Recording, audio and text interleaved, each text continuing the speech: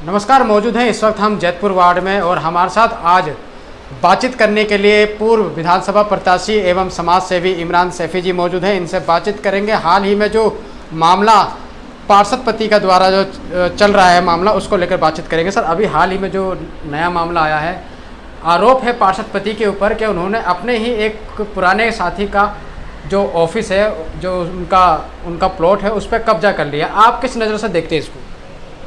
देखिए, मैंने भी कल लाइव देखी थी। जो इसमें जिसका मकान है, उनकी एक लाइव चल रही थी जिसमें मैंने उनको पूरा सुना। उसमें उन्होंने पार्षदा जी के पति यानी कि श्रीचंद वोरा जी पर एक आरोप लगाया है कि उन्होंने उनके मकान पर कब्जा कर लिया है और उससे गलत तरीके से पेपर बनवा लिए हैं। तो अगर ऐसा कुछ हुआ है और वाकई में कब्जे वाली धारणा से या इस तरीके का कुछ भी मन में लेकर अगर कब्जा किया जा रहा है या उनके मकान को एक छीना जा रहा है, तो ये सरासर गलत है और मैं इसका खंडन करता हूँ और विरोध करता हूँ। जिसका मकान है उसे मकान मिलना चाहिए और जो उसमें इस तरीके की जो लोग धारणा रख रहे हैं, गलत कर रहे हैं, मकान पे कब्जा कर रहे हैं, उनके खिलाफ सख्त से सख्त कार्रवाई होनी चाहिए। राकेश बड़गुजर के नाम पे वो मकान है, उनके नाम पे वो वहाँ पे मीटर भी चल रहा है।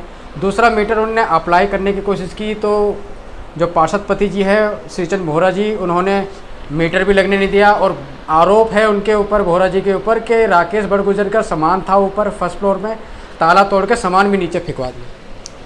नहीं, बिल्कुल गलत किया है श्रीचंद वोरा जी ने कि उन्होंने उस व्यक्ति का मकान पे कब्जा करने की कोशिश की है या कब्जा किया है और उनका सामान फेंका है, जिसने उनको चुनाव में एक दोस्ती के नाते, एक भाईचारे के नाते अपना मकान दिया बैठने के लिए कि आप यहाँ से कार्यालय खोलो, आप यहाँ से अपना राजनीतिक जो भी आप वर्क कर रहे हो यहाँ से करो।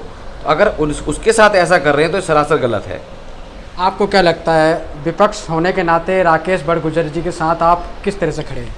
नहीं, हम बिल्कुल साथ में खड़े हैं, कंधे से कंधा मिला के खड़े हैं राकेश के। राकेश हमारा भाई है, छोटा भाई है, पड़ोसी के नाते भी और एक इंसानियत के नाते भी और सच्चाई के नाते भी। और मैं आपके माध्यम से एक बात और कहना चाहता हूँ।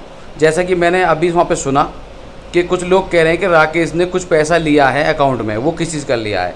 तो मैं ये कहना चाहता हूँ कि अगर वोरा जी ने उसको प्रॉपर्टी का पैसा दिया है तो उन्होंने एग्रीमेंट भी किया होगा, बयाना हुआ होगा, एग्रीमेंट हुआ होगा, अगर टोकन भी हुआ होगा तो भी एग्रीमेंट हुआ होगा, और जितनी भी अमाउंट दिया होगा तो उसी एग्रीमेंट उन्होंने मेंशन भी किया होगा। अगर वो सारी चीज़ें उनके पास हैं और राकेश सिर्फ एक झूठा आरोप लगा रहा है किसी पॉलिटिकल पार्टी के प्रोपेगेंडे के तहत, तो मैं राकेश के खिलाफ भी हूँ।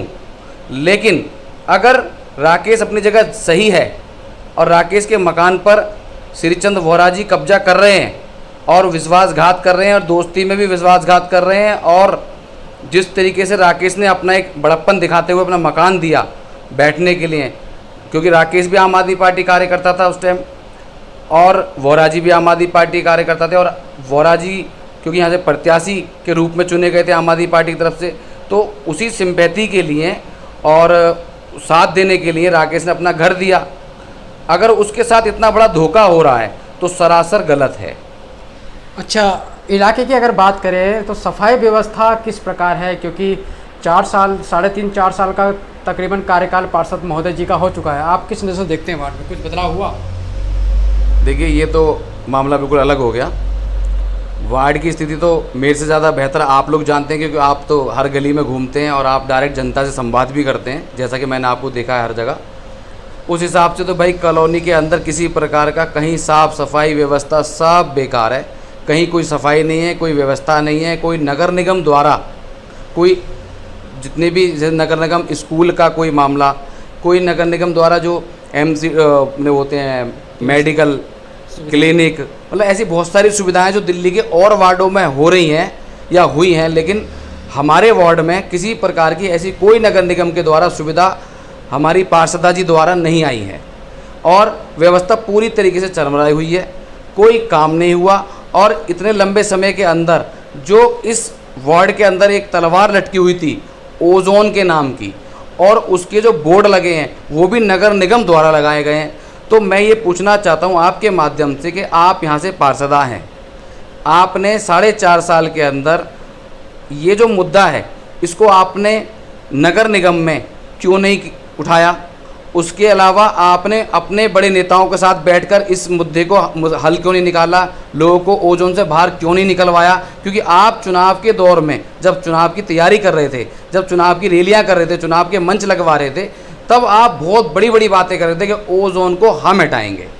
ओजोन आपके क्राइटेरिया में भी नहीं आता, लेकिन आप उस टाइम कह रहे थे, इसलिए मैं बोल रहा हूँ। तो आपने इसको लेकर काम क्यों नहीं किया? जो नोटिस कुछ घरों में नोटिस लगाए गए हैं और वो नोटिस भी नगर निगम के हैं। क्या आपको लगता है कि बिना पार्षद के अनुमति के नगर निगम इलाके में घुस सकता है? बिल्कुल नहीं घुस सकता। नगर निगम के कर्मचारी बिना पार्षद के वार्ड के अंदर झांक नहीं सकते। मैं दावे से कहता हूँ, अगर पार्षदा की नीयत ठीक हो। लेकिन जैसा कि देखने को मिल रहा है, वार्ड 184 के अंदर डेली तोड़फोड़, डेली सीलिंग, कहीं कोई आफत, कोई भी व्यक्ति अपना मकान दुकान बनाना चाहता है तो उसे एक भ्रष्टाचार की एक बहुत बड़ी रकम अदा करनी पड़ती है, और वो कहाँ कहाँ जाती है, कैसे कैसे जाती है, वो जनता सब जानती है। और कहीं ना कहीं क्योंकि आप यहाँ से पार्षद हैं, तो ये सारी चीज़ें आपके ऊपर ब्लेम जाता है कि आपके होते हुए भ्रष्टाचार वार्ड के अंदर क्यों चल रहा है। सर, आपका बहुत बहुत धन्यवाद, आपने अपना कीमती समय दिया। मैं आपका भी बहुत बहुत धन्यवाद करता हूँ कि आपने अपना बेहद कीमती समय दिया। जय हिंद।